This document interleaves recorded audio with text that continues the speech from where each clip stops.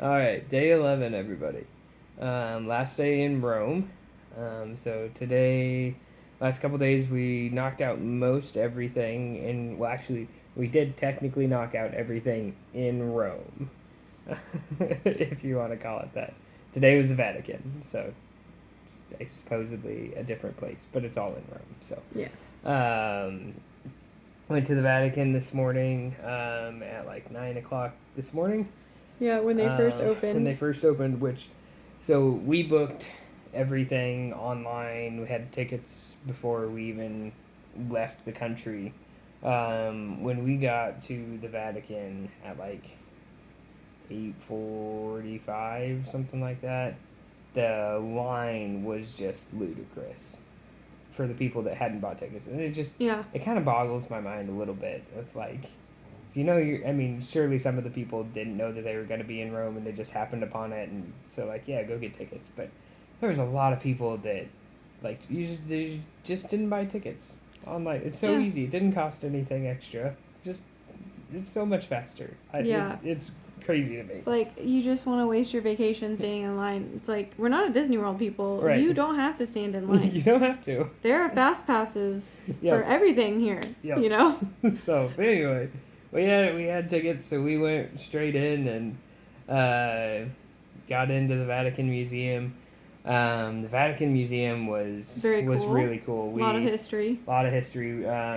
So I don't know if any of my fellow peers or parents or anything grew up with PBS. There's a guy named Rick Steves. He had a show on PBS where it's called Rick Steves Europe. And he was this pasty white dude that traveled around Europe and gave you travel tips and all of these different things. Well, he's made a whole business out of just like being the pasty white dude from America that travels places. And so he's got books and audio guides and all sorts of crazy stuff. But for Rome, he's got a little guided tour for pretty much everything. And so almost everywhere that we go, there's audio guides that you can buy from the place, like the museum or whatever. And most of them are trash. Like they're very boring, they're very dull. It's just a list of facts. But we really like Rick Steve, so he's got a bunch. So we walked through the museum with his audio tour, and that was pretty cool. And then at the end of that we had what? At the end of the museum, The Sistine Chapel. the Sistine Chapel. Yeah. So we've been to a couple of different churches throughout Italy.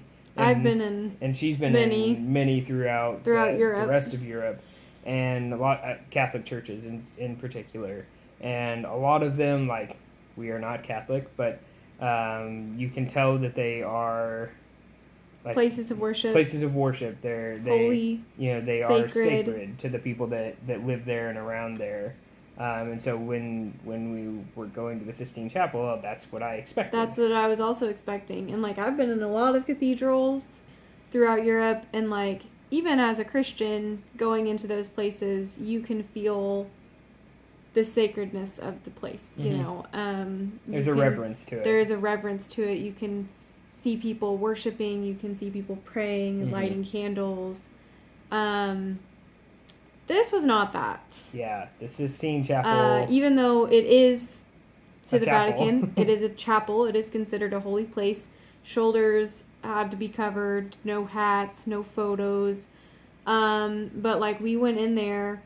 First off, in the Vatican, everywhere in Europe, people do walking tours. Like, you are in a walking tour, you have your little guide with the flag, and you have your little earpiece in, and their guide's talking, and you're listening, and you're walking at a snail's pace. Okay. They're Super good Bowl. for some things, like the Colosseum. Great. Walking tour for that was great. My last Europe trip, we did walking tours for, like, everything. Not great. It was painstakingly awful. So the Vatican is one of those places that I wish would ban walking tours. I think it should be illegal to have a large group of people walking through. Because, one, the Vatican, like, there's 2 palaces connected by this long, and when I say long, Like a quarter mile. Like a quarter-mile long hallway. And you have maybe 20 feet wide to walk in. And then you have that whole space taken up by walking tours, like hordes of people all crowded into bunches. So it was just very packed. And it wasn't that it was packed necessarily, it was just that the walking tour would stop at the most inconvenient spot for everybody else to try to get around them. And they'd basically take up the whole hallway. Yeah. I wish it were... It was awful. I wish they didn't have them there. It was terrible. It was... And... Yeah, it was not good. And then when we went to the Sistine Chapel, it was worse because when you go into the Sistine Chapel, first things first, you have a bunch of walking tours just stopped right in the middle of the chapel. Yep. And all their guides are talking and everything. And the chapel workers are trying to keep a path through the chapel. So they're making sure no one's standing in that path. So they're basically ushering people through. Yep. To clear that path, you either have to go sit or stand right in the middle of the room. So we went and sat, which was fine. But as we're sitting there listening to our audio guide and we're not talking or anything, we're not taking photos. We're literally sitting on the side, just listening to our guide and watch, trying to appreciate the grandeur, and the art, but also the impact of the place that you're in. Yeah, this is supposed to be this is the Vatican. It is the center of the Catholic world. Yeah. So this should be the most reverent place, the most reverent Catholic place that there could be. When I was in, really any other Catholic cathedral I've been in, even the big, really big ones, in Europe that are touristy, not that are an attraction as well. They're dual purpose. They are a place that people want to see because of the grandeur of it. Even those cathedrals, there can be groups in there touring it, but there's a reverence about the place, and it's hush. It's still. Yep. This was loud. The Sistine Chapel was loud, and and they. and the thing that got us, that every 5 minutes, because some people didn't spend very long in there. The walking tours would come in. Well, because most people want to see the divine touch. That's the one thing that they want to see. You've probably seen it. Adam stretching out his hand and God reaching down and they touch the fingers. So you probably think that that's a really big part of the Sistine Chapel. It's a tiny little section of the ceiling. So there's so much more in the Sistine Chapel. So much to look at. But most people, they come in, they look at that, and they leave. Yeah. That's all they wanted. And so every 5 minutes, someone came over an intercom, a loud intercom in there, and was silence, silencio, please silence, super loud, telling everyone to be quiet. Yep. And I'm I feel like this isn't helping the situation any. And it died down until the next group of people came in and then started all over again. So there was no reverence in that room. And yes, it was partially the fault of the tours.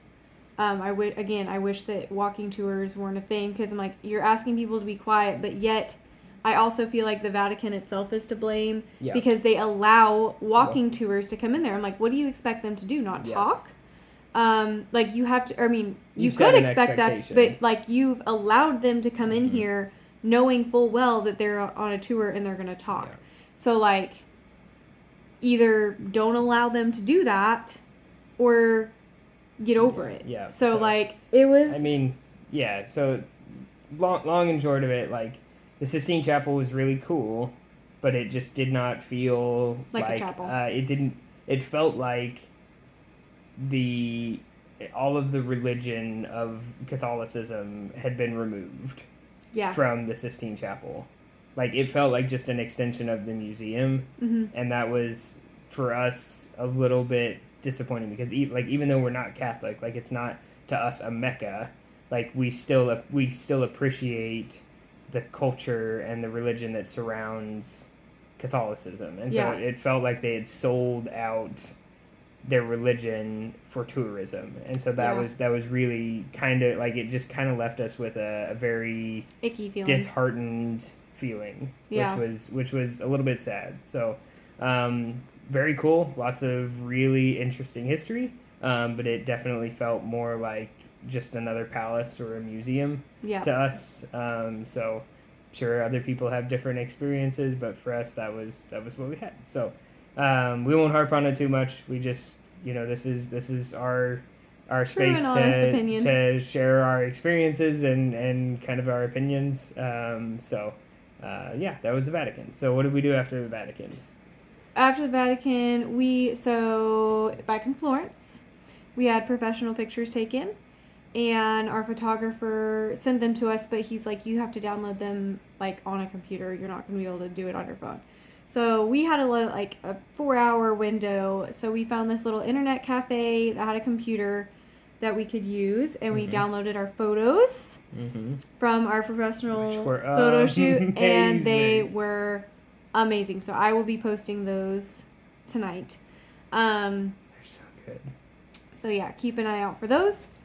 And then we had a little lunch. We had some pizza. We had some pizza, another little €8 pizza shop. Their pizza's so cheap here. And so good. And this was a little bit different. It was like a focaccia style pizza. It was so good. And they did it by weight. Yeah. The lady looked at me and she was like with the knife, and she's like, how big of a slice? How big of a slice? Like, she's like, you get to pick. I'm gonna cut it. And I was almost like, give me the whole thing.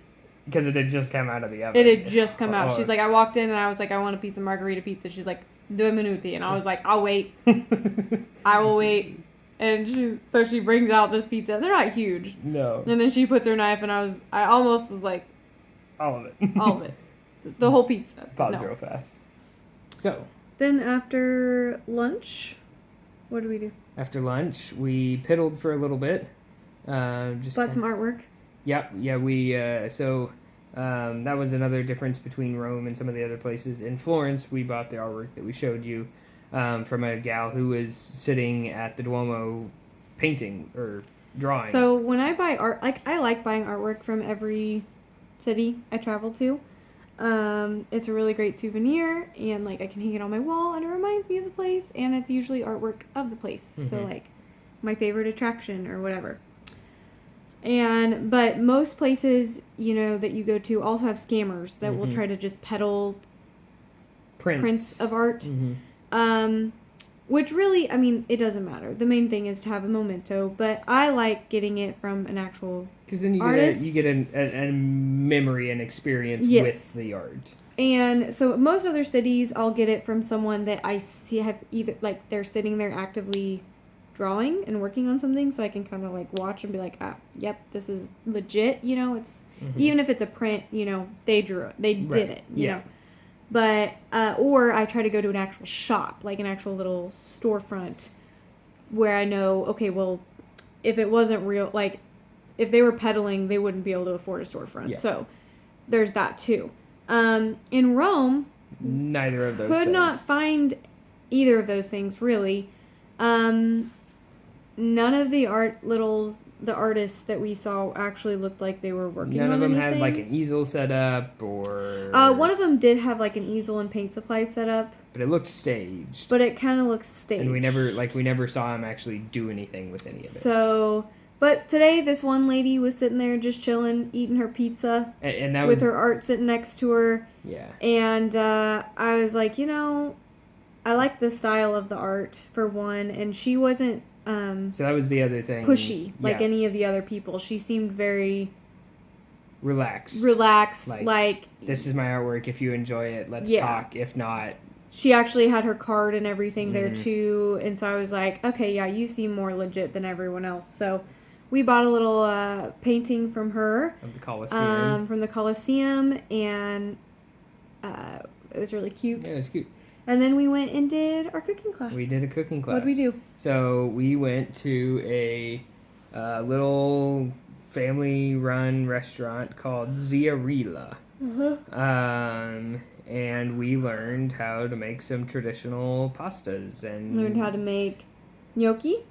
which is so if you don't know, gnocchi is a potato pasta alternative. So it's boiled potatoes that have been turned into a mash, and then you add flour and an egg, and it turns into a dough that you can boil as a pasta alternative. We made fettuccine, also known as tagliatelle. Yeah, different parts of Italy call it different things.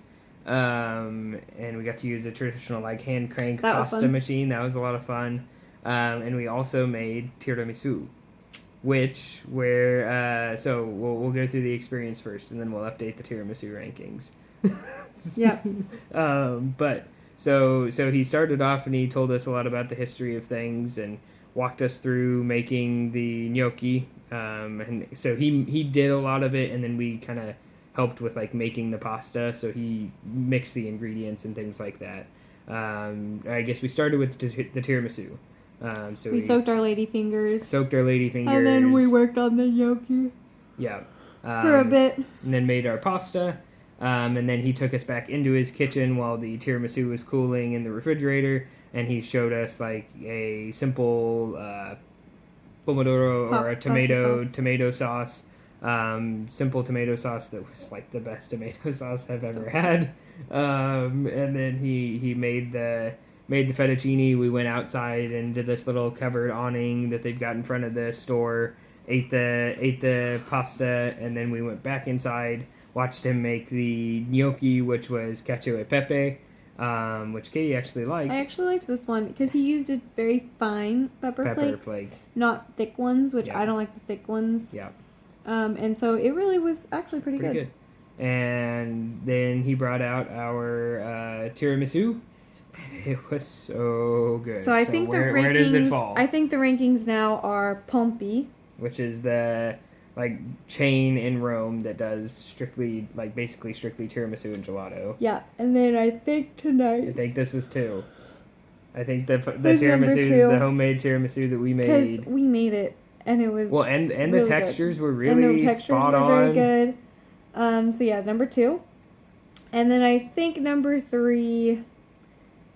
I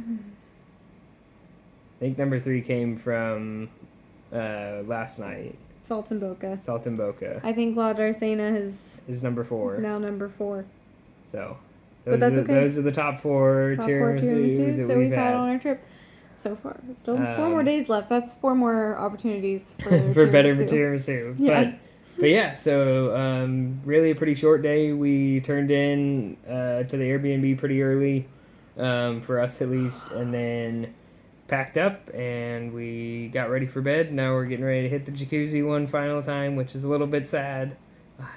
This Airbnb's been so nice.